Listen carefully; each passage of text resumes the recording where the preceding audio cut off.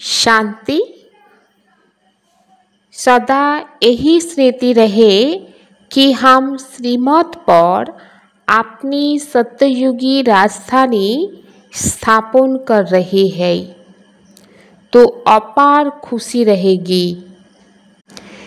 सर्वदाई এটাই যেন স্মৃতিতে থাকে, অর্থাৎ স্মরণে থাকে, আমি শ্রীমতে চলে সত্যযুগী রাজধানী স্থাপন করছি, তো অপার খুশি থাকবে। इह ज्ञान का भोजन किन बच्चों को हजम नहीं हो सकता है। এই যে জ্ঞানের ভোজন কোন বাচ্চাদের হজম হয় না? তো জ্ঞানের ভোজন কোন বাচ্চাদের হজম হয় না?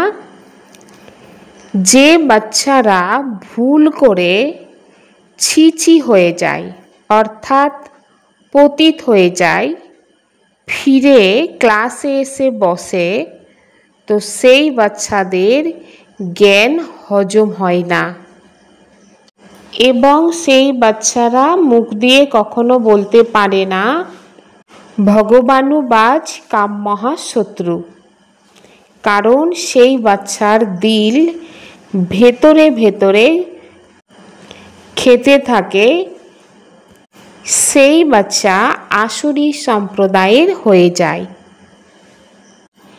গায়েন আছে না, সৎ হচ্ছে শিব বাবা, শিব বাবাই হচ্ছে সৎ টিচার এবং সদ্গুরু।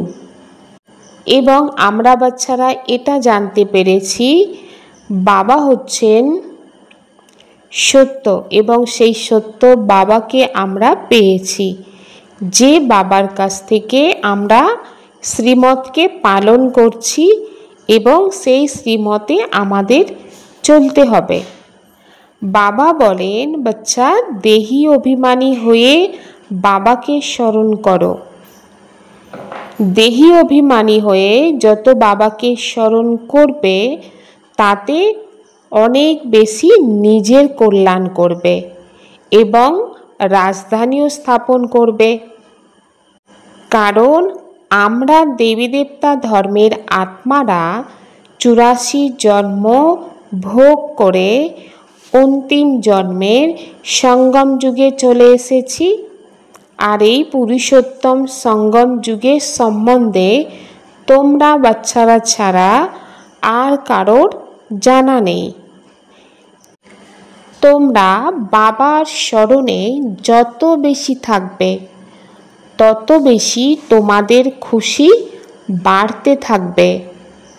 কিন্তু বাবা কি দেখেন, বাচ্চারা বাবাকে স্মরণ করার পরিবর্তে দুনিয়ার কথার মধ্যে চলে আসে, আত্মীয় স্বজন পরিবারের স্মরণেই প্রবেশ করে যায়। এটা তো স্মরণে থাকতে হবে না যে আমরা শ্রীমতে চলে আমাদের রাজ্য স্থাপন করছি। শ্রীমত আমাদেরকে কি শেখায়? সহজ রাজযোগ শেখায়। বাবার মাধ্যমে এই সৃষ্টির আদি মধ্য অন্তকে জেনে ফিরে দৈবিক গুণকে ধারণ করতে হবে, আর কখনো বাবার সামনা করার উচিত না, অর্থাৎ বাবার কথাকে অমান্য করো না বা মুখে মুখে তর্ক করো না, অহংকারের মধ্যেও আসবে না। কারণ অনেক বাচ্চা আছে যারা নিজেদেরকে সেবাধারী মনে করে অহংকারের মধ্যে চলে আসে, কিন্তু বাবা কি বলেন, অহংকার হচ্ছে পতনের সিঁড়ি হয়ে যায়। তো সেই জন্য অহংকারের মধ্যে এসে যাওয়া মানে পতনের মধ্যে চলে আসা। এই রকম অনেক বাচ্চা থাকে, ফিরে কোথাও কোথাও হার খেয়ে যায়, তো তখন নশা উড়ে যায়। বা বলেন, তোমরা মাতারা হচ্ছ অনপর মাতা, যদি পড়াশোনা করতে তো তাহলে অনেক কামাল করে দেখাতে, পুরুষ অর্থাৎ ভাইরা তো তবুও পড়ালেখা আছে।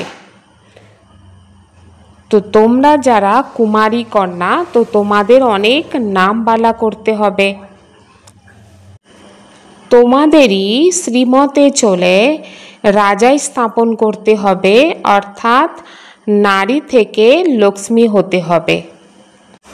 यहाँ तो देखो पाई पैसे की पढ़ाई में जान कुर्बान कर रही है।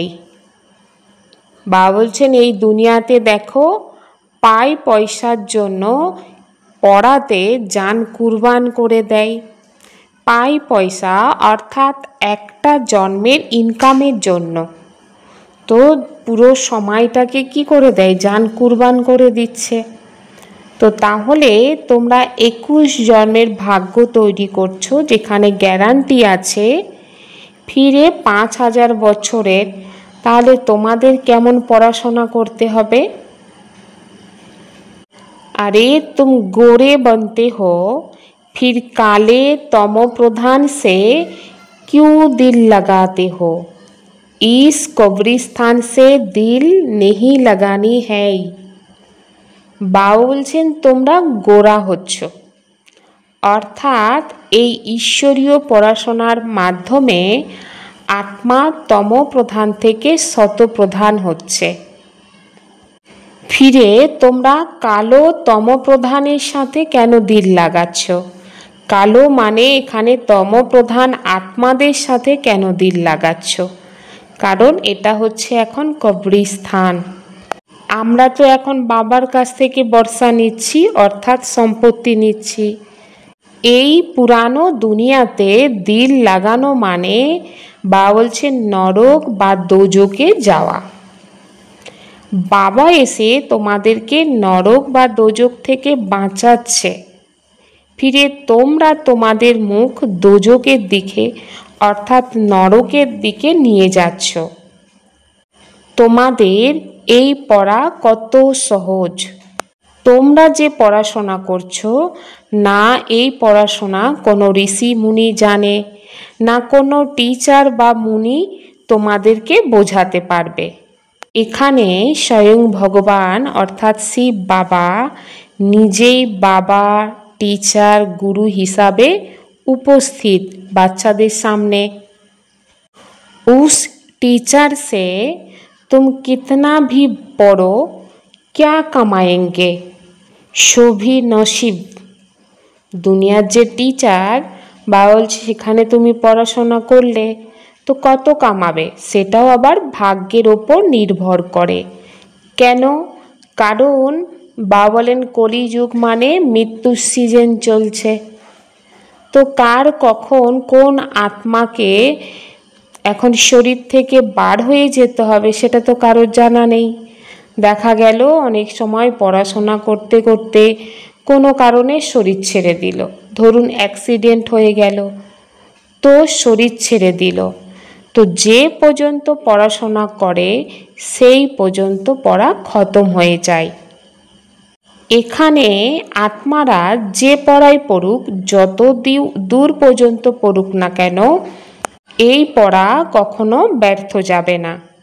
কেন ব্যর্থ যাবে না, পড়তে পড়তেও যদি আত্মার শরীর ছেড়ে দেয়, যত দূর পর্যন্ত পড়েছে পরের জন্মে সেখান থেকেই আবার স্টার্ট করবে। তার জন্য অনেক ভালো করে শ্রীমতে চলতে হবে। আর শ্রীমতে যদি না চলে, উল্টা পথে চলে, তো তাহলে বাবা বলেন গাড্ডায় গিয়ে পড়ে যায়। ये पढ़ाई तो 21 जन्म के लिए है। এই যে ঈশ্বরীয় পড়া, এই পড়া হচ্ছে 21 জন্মের জন্য। কিন্তু বাবা বলেন যদি পড়ে যায় তাহলে কল্পান্তরের জন্য ঘাটা হয়ে যাবে, অনেক অনেক, অর্থাৎ লস হয়ে যাবে। तो बाप कहते हैं बच्चे काला मोह नहीं करो, অর্থাৎ বাবা বলছেন বাচ্চা কখনো মুখকে কালো করবে না, অর্থাৎ এমন কোনো কর্ম করো না যাতে তুমি ছি ছি হয়ে যাবে। কারণ যখন ছি ছি হয়ে যাবে তখন এই জ্ঞানকে হজম করতে পারবে না, তো বদ হজম হয়ে যাবে। যেটা শুনেছিলে সেটাও বদ হজম হয়ে যাবে। তো তখন মুখ দিয়ে কখনো কাউকে জ্ঞান শোনাতে পারবে না বা বাবার শ্রীমতের সম্বন্ধে বলতেও পারবে না। তো সেই কারণে বাবা বলেন, বাবা শ্রীমতে থেকে অবগুণের ওপর জিত প্রাপ্ত করো, তা না হলে ভেতরে ভেতরে খেতে থাকবে। তো সেই আত্মাকে বলা হবে আসুরি সম্প্রদায়। অমৃত পান করতে করতে যে আত্মা বিষকে গ্রহণ করে নেয়, তো সেই আত্মা সগুণা কালো হয়ে যায় এবং বাবা বলেন হাড্ডি হাড্ডি ভেঙে যায়। तो तुम माताओं का संगठन तो बहुत अच्छा होना चाहिए।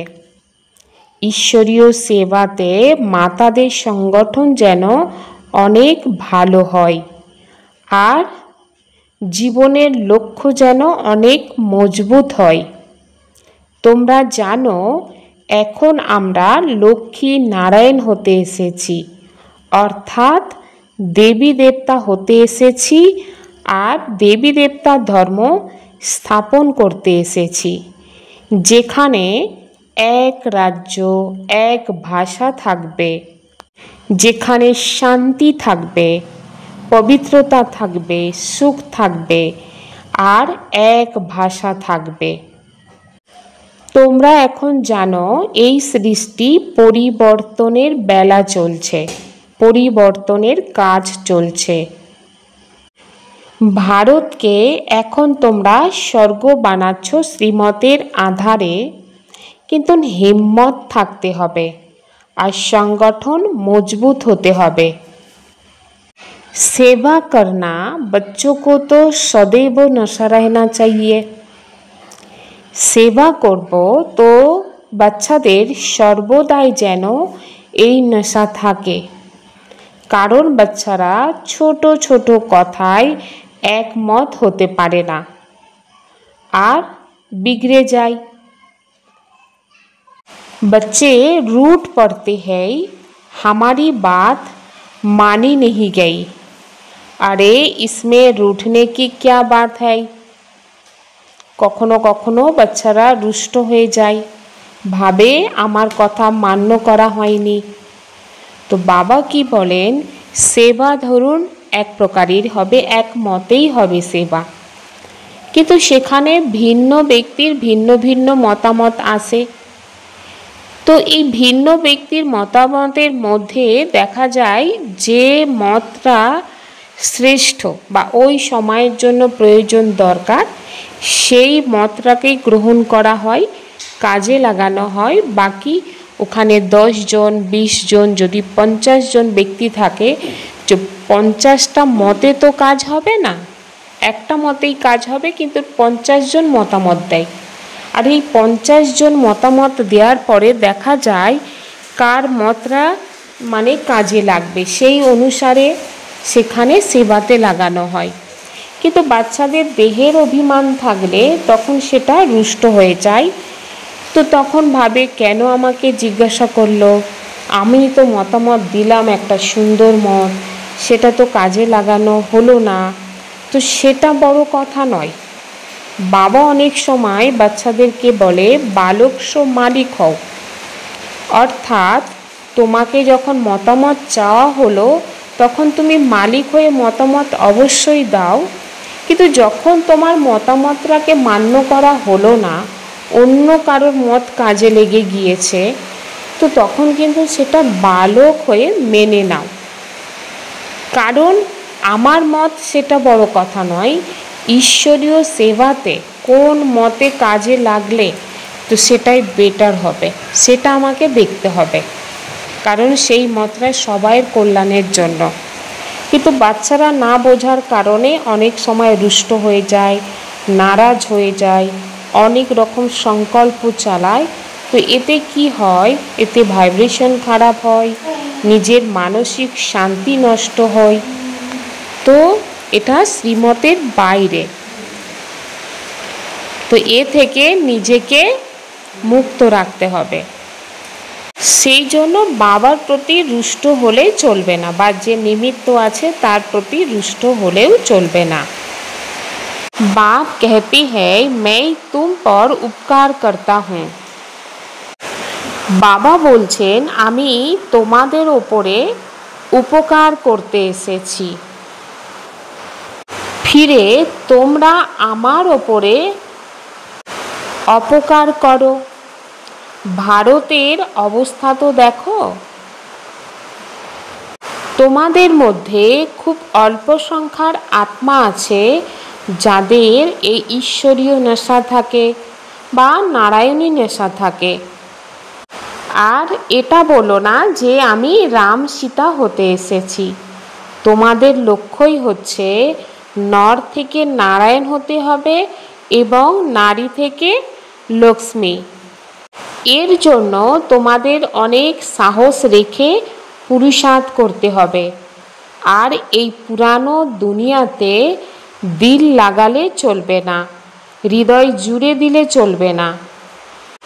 এই একটা জন্ম যদি আমরা উল্টো পাল্টা চলি তাহলে আমাদের জন্ম জন্মান্তরের জন্য ঘাটা পড়ে যাবে, অর্থাৎ লস হয়ে যাবে। বাবা তো বাচ্চাদেরকে স্বর্গের সুখ দিতে এসেছেন, তো তাহলে তোমরা কেন নরকে দিল লাগিয়ে রেখেছ? তোমরা ভারতবাসী বিশ্বের মালিক ছিলে, আর এখন দেখো কত ধাক্কা খেতে হচ্ছে। তো তাহলে তোমাদের লজ্জা আসছে না? তোমাদের মধ্যে কোনো আত্মা তো আছে যে অনেক ভালো করে বোঝে, তো নাম্বার বার আছে না?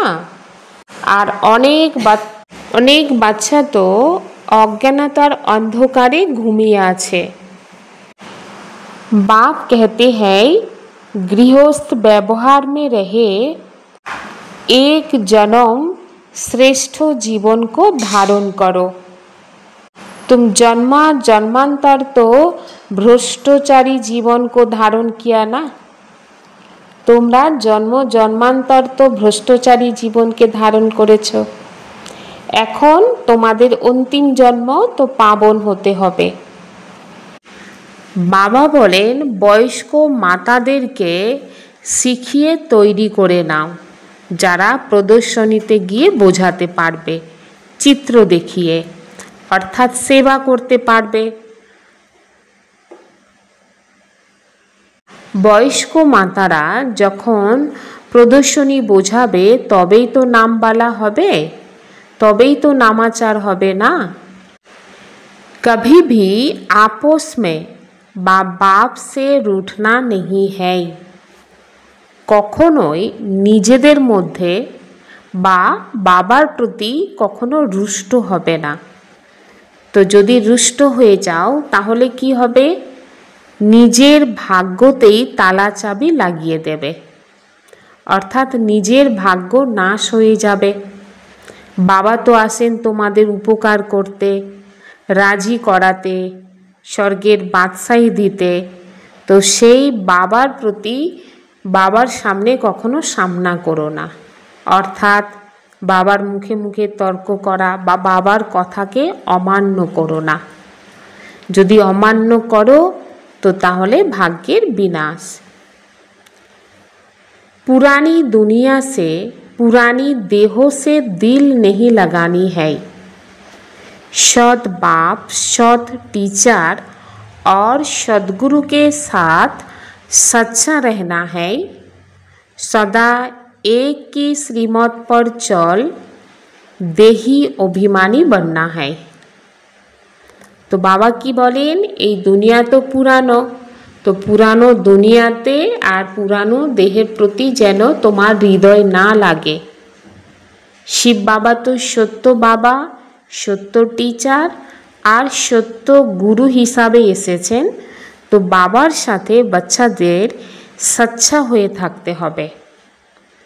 সর্বদাই একের শ্রীমতে চলতে হবে, দেহি অভিমানী হয়ে চলতে হবে, অর্থাৎ নিজেকে আত্মা নিশ্চয় করে অনুভব করে চলতে হবে। अपने तपस्वी स्वरूप द्वारा सर्व को प्राप्तियों की अनुभूति कराने वाले मास्टर विधाता भव। निजेर तपस्वी स्वरूपेर माध्यमे सकल आत्मा के प्राप्तिर अनुभूति कराते हबे, तार जन्य मास्टर विधाता हओ। जैसे सूरज विश्व को रोशनी की ओर अनेक विनाशी प्राप्तियों की अनुभूति कराता है। जेमन सूर्य विश्व के तो रोशनी देय, तार साथे अनेक विनाशी प्राप्तिर अनुभव कराय।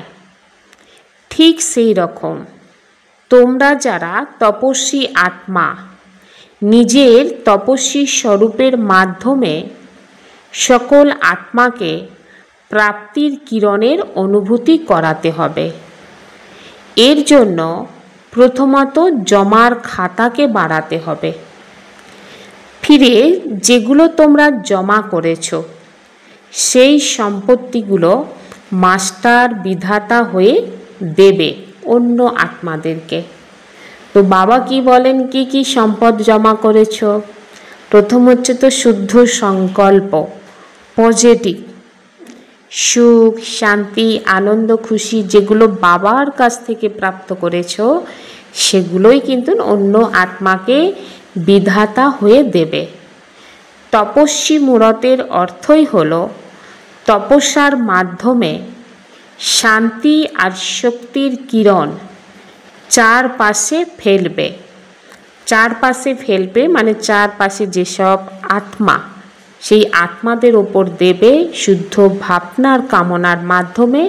तो सेई आत्मारा अनुभव करबे और एटा जे आमार काछ थेके जाच्छे सेटाओ तुमी निजे अनुभव करबे। स्वयं निर्माण बनकर सर्व को मान देते चलो, यही सच्चा पर उपकार है। निजे निर्माण हुए अर्थात नम्र हुए सकल आत्मा के मान देवे, एटाई होच्छे पर उपकार करा। अभी अच्छा अच्छा कहते लेकिन अच्छा बनना है, ये प्रेरणा नहीं मिल रही है। तो उसका एक ही साधन है, संगठित रूप में ज्वाला स्वरूप बनो। सबाई अच्छा अच्छा बोलछे, बाबा बोलছেন এই अच्छा अच्छा বলা এটা প্রেরণা নয়। তো এর জন্য সাধন কি? সংগঠিত রূপে ज्वाला स्वरूप होते हबे। एकजन आत्मा के चैतन्य लाइट हाउस होते हबे एवं सेई लाइट हाउस हये सेवाधारी होते हबे, स्नेही होते हबे, एक बल एक भरोसा वाले होते हबे। बाबा बोलছেন एगुलो तो सब ठीक आछे किन्तु तार मध्य मास्टर सर्वशक्तिमानेर स्टेजे आसते हबे। तखन तोमादेर आगे पीछे सकल आत्मा परबाने होये चक्र लागाबे अर्थात घुरबे। तो किन्तु आगे तोमादेर सम्पन्न होते हबे और सम्पन्न होवार जोन्नो ज्वाला स्वरूप योगेर प्रैक्टिसेर दरकार। ओम शांति।